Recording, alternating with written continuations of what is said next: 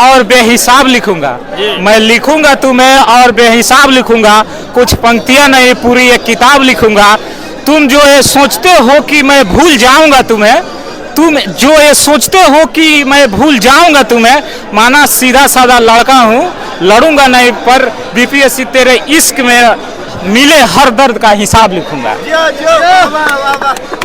ठंड में हम भी किसी के बच्चे हैं, हम लोग भी किसी के बच्चे हैं। उस आयोग को ये सोचना चाहिए, उसके भी बच्चे कहीं पढ़ते होंगे, भगवान ना करे उनके साथ कभी ऐसा हो, कभी होगा तो वो भी जानेंगे कि बच्चे और एक बाप का क्या दर्द होता है। जिस तरह से हम लोग ये इस तरह अपनी हक के लिए हो, उनके साथ भी अगर एक दिन होगा, ये चक्र है घूमता है, कभी भी उनके साथ होगा तब पता चलेगा उनको क्या बीतता है किसी पे। जी आप बताइए, कुछ सुनाइए फिर। हम सुनाना चाहेंगे कि एक शिफ्ट है मीठी खीर, एक शिफ्ट है मीठी खीर, इससे ज्यादा बवासीर। वन शिफ्ट डेट में बढ़ेगा किसी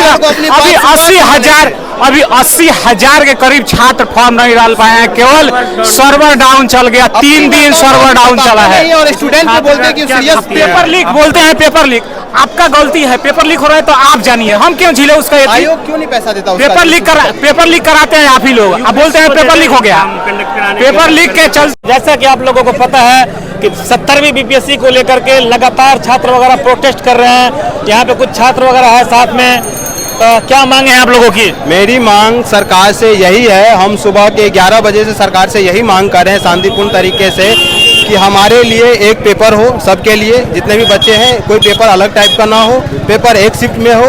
और तीसरी बात, जो बच्चे 80,000 फॉर्म नहीं भर पाए थे उनको फिर से फॉर्म रीअपॉइंट करने के लिए दो। ये मेरी बात नहीं है, कल के डेट में मैं भी हो सकता हूं। और जो एक 600 रुपये फॉर्म की बात है, 600 रुपये बिहार में एक आदमी के लिए बहुत बड़ी बात है। अगर हम सरकारी आंकड़े की बात करें, जिस बिहार में 33% आदमी 6,000 से कम कमाता हो, वहां उस 600 रुपये एक किसी मजदूर आदमी की एक दिन की दिहाड़ी हो, अगर उसका बच्चा फॉर्म भरने के लिए जाता होगा तो मैं समझ सकता हूँ उनकी क्या दुख, क्या समस्या हुई होगी कि किस तरह से 600 रुपये अपने बच्चे को भेजे होंगे। पहली बात उनके लिए ये होनी चाहिए। दूसरी बात, हमारा सरकार से ये पूछना, आयोग से ये कहना है कि जब भी एसडीएम और डीएसपी की सीट आती है, इनको नॉर्मलाइजेशन का भूत आ जाता है। इनको लगता है कि हम अब कुछ ऐसा काम करेंगे जो अद्भुत और अविश्वसनीय काम होगा, लेकिन ऐसा कुछ भी नहीं होता। और ये परसेंटाइल और नॉर्मलाइजेशन के नाम पे सिर्फ धांधली और सेटिंग होती है। और आपने कुछ दिन पहले अभी देखा होगा कि उत्तर प्रदेश के सचिवालय में जितने भी नौकरी हैं, जितने छोटे मोटे नौकरी, सारे अधिकारी और नेता के ही आदमी लगे हुए हैं, यही काम चल रहा है। 67 में भी हमने देखा था किस तरह से। डेट भी बढ़ना चाहिए कहीं ना कहीं। हाँ तो डेट बढ़ना चाहिए,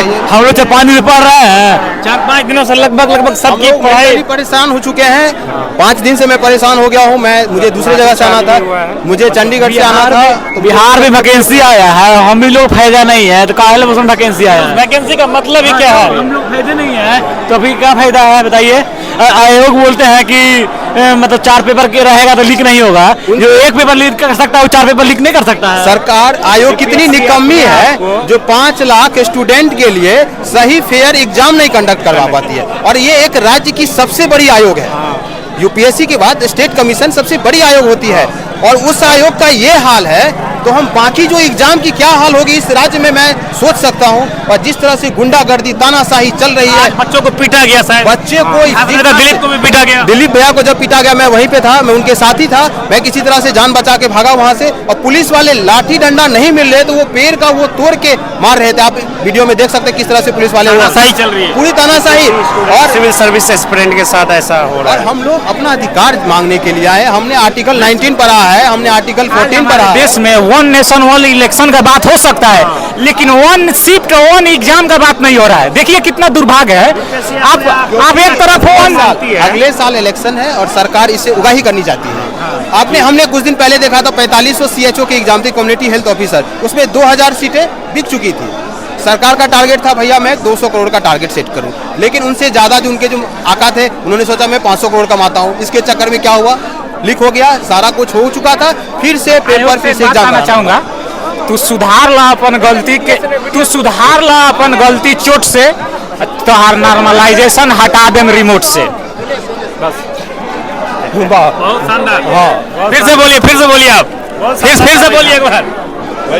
तू सुधार ला अपन गलती के चोट से, तोहार नॉर्मलाइजेशन हटा देम हम रिमोट से। डेट भी तो बढ़ना चाहिए कुछ, बिल्कुल डेट बढ़ना चाहिए। 1 शिफ्ट 1 एग्जाम डेट में बढ़ेगा किसी अभी अभी 80,000 के करीब छात्र फॉर्म नहीं डाल पाए हैं, केवल सर्वर डाउन चल गया, 3 दिन सर्वर डाउन चला है। और स्टूडेंट को बोलते हैं कि सीरियस पेपर लीक बोलते हैं, पेपर लीक आपका गलती है, पेपर लीक हो रहा है तो आप जानिए, हम क्यों झीले उसका? आयोग क्यों नहीं पैसा देता? पेपर लीक कराते हैं आप ही लोग, अब बोलते हैं पेपर लीक हो गया।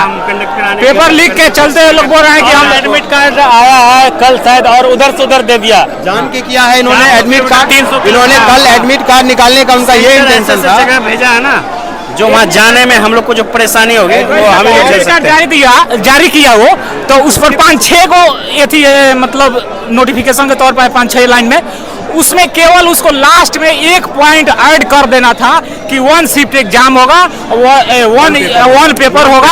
15 दिन से जो छात्रों ने प्रेशर झेला है, डेट भी तो बढ़ना चाहिए, मेन तो डेट यहाँ पे मुद्दा है। डेट भी बढ़ेगा, अब जब आंदोलन हो रहा है तो अब मेन डेट भी बढ़ेगा। तो यहाँ पर डेट 80,000 लड़कों का सवाल है, वो भी फॉर्म डालेंगे। भाई साहब ना परेशान किया गया है सबको। 15 दिन से कोई पढ़ाई नहीं कर पाया है, कम से कम 15 दिन तो बढ़ना चाहिए। पहले टीचर लोग से मीटिंग किया आयोग ने, मीटिंग करने के बाद वो बोला कि हम 15 नवंबर को छात्र से बात करने के बाद हम नॉर्मलाइजेशन के बात में बात करेंगे। छात्र सहमत होगा, पता होना चाहिए कि अभी यूपी में नॉर्मलाइजेशन आया था, एडमिट कार्ड भी जारी हो गया था, लेकिन उसके बाद भी वहाँ पे सब खत्म करके फिर से डेट बढ़ाया गया और 22 दिसंबर से डेट दिया है। 22 दिसंबर दिया है। यूपी सरकार से सीख लेनी चाहिए थी। यूपी सरकार एक उदाहरण है कि इतना यदि करने के बाद भी यूपी सरकार को झुकना पड़ा।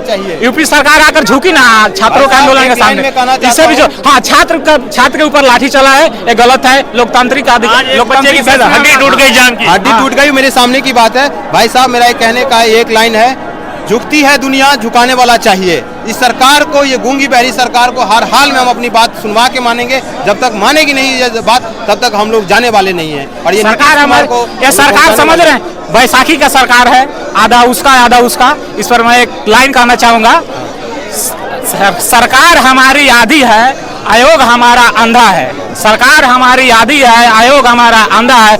नॉर्मलाइजेशन और कुछ नहीं, बैकडोर का धंधा है।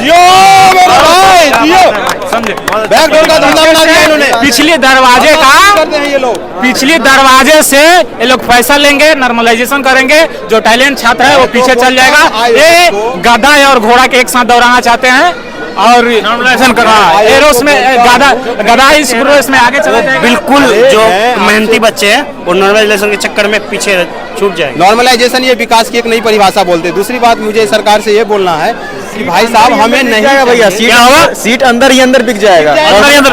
नॉर्मलाइजेशन इंडिया में यही हो रहा है। आप साउथ इंडिया में हमारे बहुत सारे फ्रेंड रहते हैं, वहाँ पे नॉर्मलाइजेशन लागू है। अगर आप उनसे बात करेंगे तो काफी टाइम से वो लोग तैयारी कर रहे हैं, और सीधा जब एग्जाम का टाइम आता है तो वो बोलते हैं जो यार इतना दिन तैयारी करे, कोई सीट सारा बिक गया, अब क्या करें ये बताओ।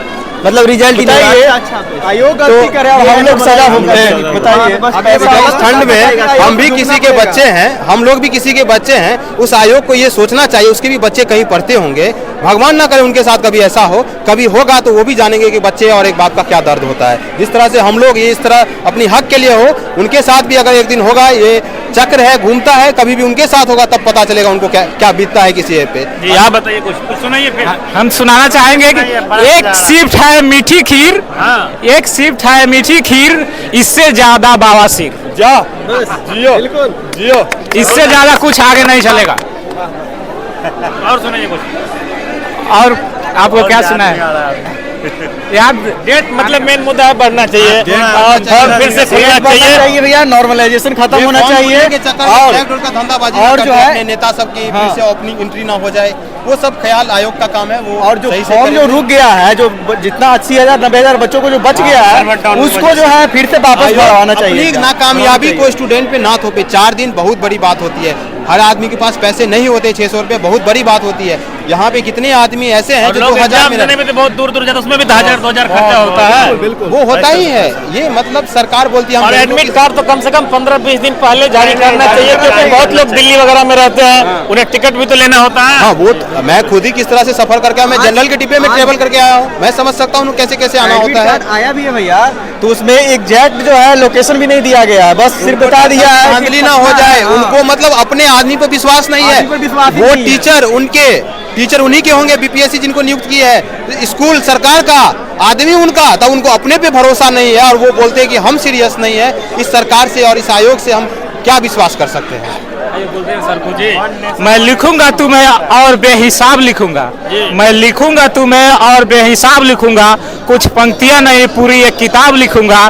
तुम जो ये सोचते हो कि मैं भूल जाऊंगा तुम्हें, तुम जो ये सोचते हो कि मैं भूल जाऊंगा तुम्हें, माना सीधा साधा लड़का हूँ, लड़ूंगा नहीं, पर बीपीएससी तेरे इश्क में मिले हर दर्द का हिसाब लिखूंगा।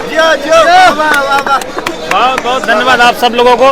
बाकी आप लोग इसी तरह से चैनल के साथ जुड़े रहे, सब्सक्राइब करो, वीडियो को शेयर जरूर करें, ताकि जो मेन मांगे हैं, डेट बढ़ना चाहिए, नॉर्मलाइजेशन रुकना चाहिए और फॉर्म फिल करने का मौका फिर से मिलना चाहिए। बाकी आप सब लोगों को धन्यवाद।